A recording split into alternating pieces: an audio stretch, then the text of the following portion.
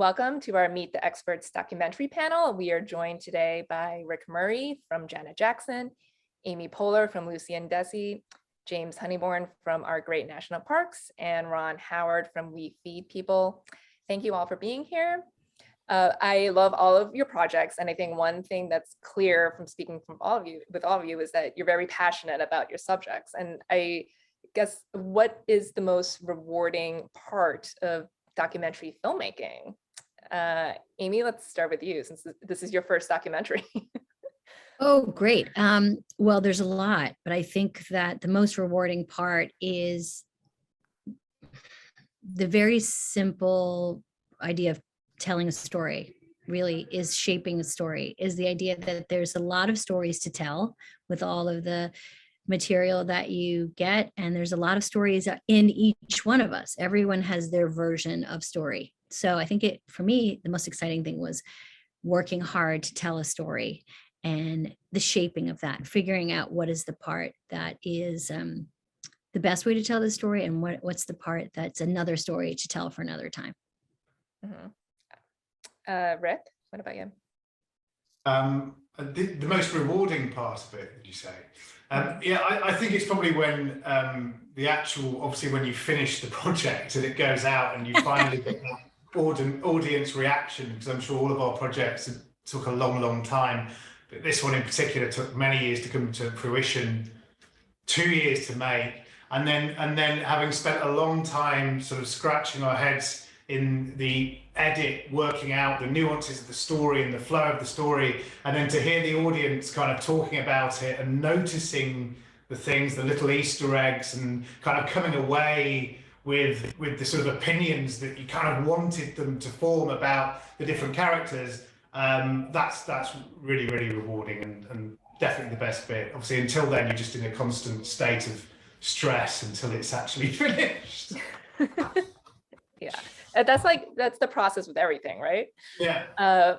Ron, you've made a lot more documentaries in recent years, and what is the most rewarding part for you, and like the appeal of docs for you now?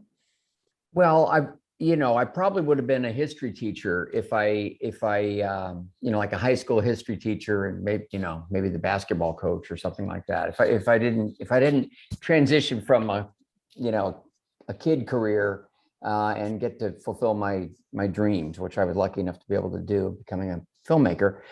I was always a little bit so I've always been curious, always interested.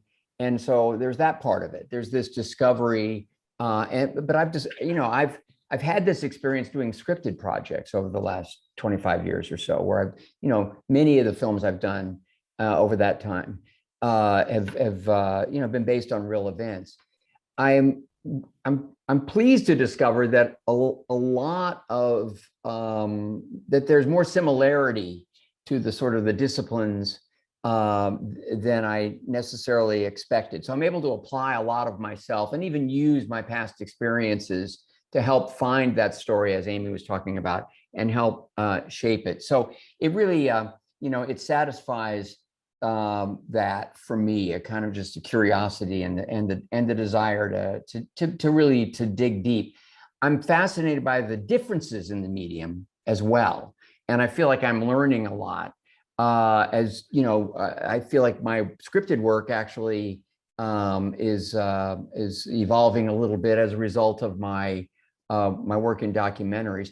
But last, I've got to say, I love collaboration. That's really what I take away from almost every experience, is how exciting was the journey, how interesting was the problem solving, and I love the fully dedicated documentarians. These career documentarians are great people.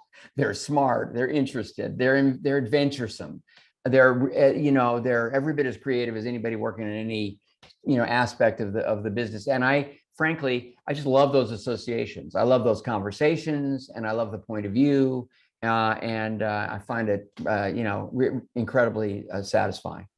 Mm-hmm. Yeah, James, what about you? I think it's the opportunity to give nature a voice. Actually, I think in this series we're talking about the importance of wilderness, and wilderness is home to countless wild animals and plants, and they can't really, they're not very good at standing up for themselves. So I think the opportunity as wildlife filmmakers for us to represent those creatures and to hopefully immerse viewers in their world and take them to meet those creatures on their eye line and to experience their lives, often at sort of pivotal and dramatic moments. That's incredibly exciting, because if it's done well, it can transport you into another animal's perspective, and you can have empathy for any creature, from a whale to a wasp. You can actually come to care for it, and that's kind of like a critical first step for us. If we can get people to connect and care with wild creatures, then maybe we can make some impact. Mm-hmm. And you can discover new creatures while you're at it too, so yeah. Sometimes. What subject would you like to see a documentary on, whether or not you make it? Rick, let's start with you. That's a really good question. I think like some of the thornier subjects, even with the advent of Netflix, we're now seeing like those films that would only be like in an art house cinema somewhere reaching the mainstream. I would have said, like exploring something as interesting as, say, death, but making it amusing and interesting and accessible. But again, Kirsten Johnson did that recently with that amazing film on Netflix about her father. So I think there are very few subjects that aren't done. For me, I'm really now looking after the Janet Jackson project about what other great stories there are out there that can take us back to that era of the 80s and 90s, and what other great icons there are. So for me, I feel like it's my job to find the next Janet Jackson, really, and what the great stories are that haven't been told yet. But wow, it's a bum fight out there to find great stories for documentaries. It's not easy.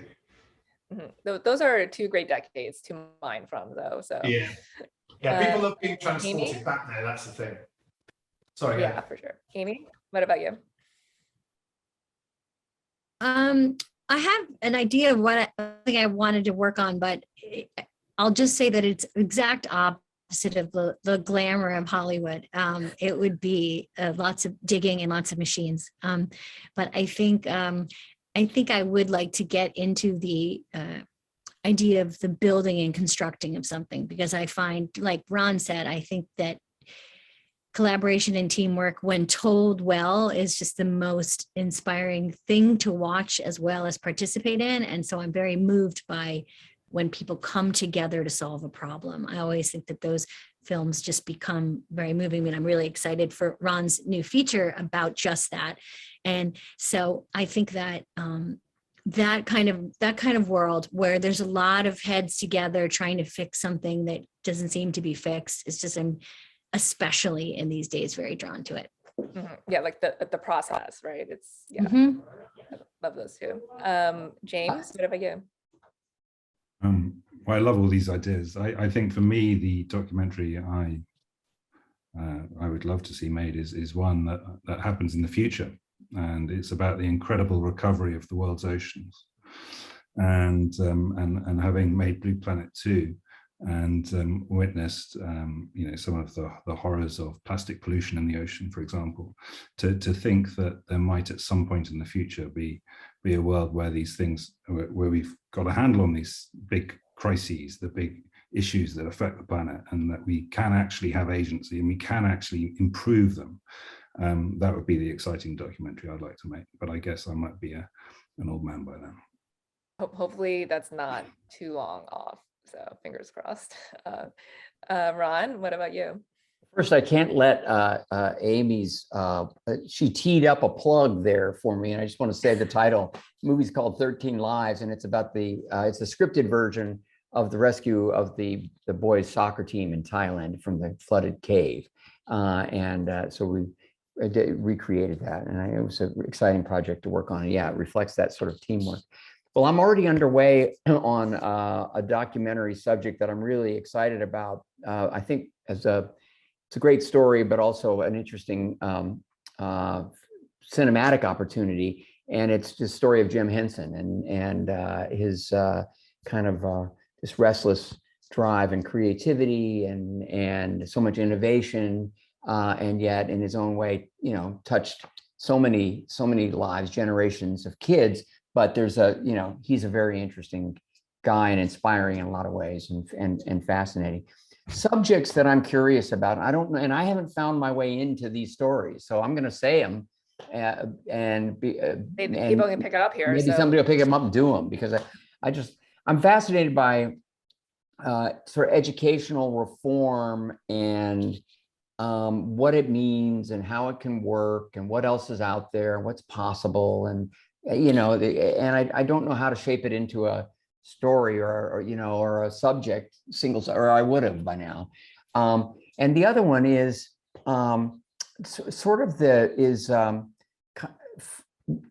working and family homelessness, which is to me a real shame. It's a tragedy, and it's, I know it's only a fraction of the homeless population, and only reflects a portion of the crisis. But in many ways, it's one of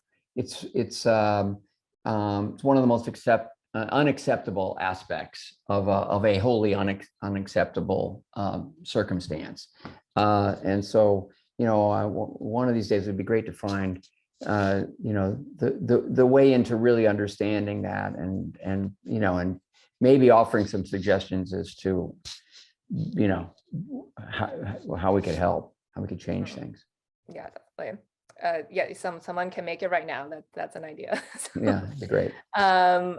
We have to wrap, but quickly, what's each of your favorite documentaries? James, do you have one? Ron needs to think, I think. Yeah, I need to think. I probably need. I'm bad with titles. I've got to look at titles. Well, whoever has one can. Well, all things Alex Gibney, not to be too general, but amazing.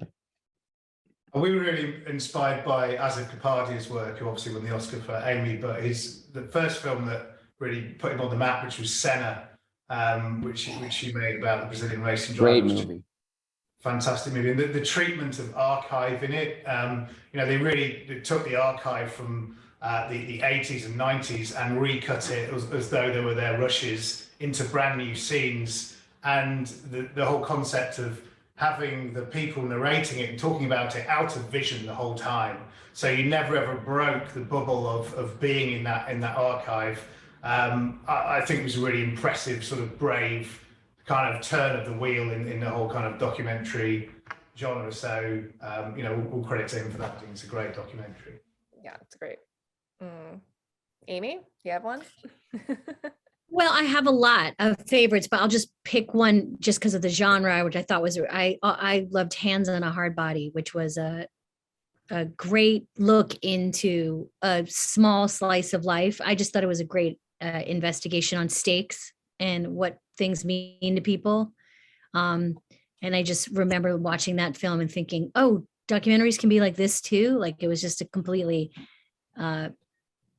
immersive experience, and it had real stakes and real characters and a real point of view. So that was I revisit that a lot. I just think it's a great film. Yeah. Okay. James, Ron, do you guys have one yet? Yeah, I do. Go ahead, James. Well, I was just going to say, from a sort of wilderness perspective, I always enjoyed Touching the Void. I thought that was amazing. I also, from an ocean point of view, I enjoyed Seaspiracy, such a sort of provocation. That was fun to watch. Got a conversation going, which I admire. Well, Free Solo, of course, as I mentioned, Alex Gibney, more than I can mention, but I'm always riveted by his work. But the Adam Curtis movies, I go back and watch Century of Self, kind of every few years, and also Power of Nightmares, and so inventive, so amazingly inventive, and yet so to me fascinating. For sure. Well, it was great speaking with all of you. Thank you so much for your time. You guys gave a lot of documentary viewing options for everyone to check out now. Thank you so much, and congratulations on all of your wonderful projects, and have a great day. Thank Thank you. you, Bye-bye. Thank you. Thank you so much. everybody.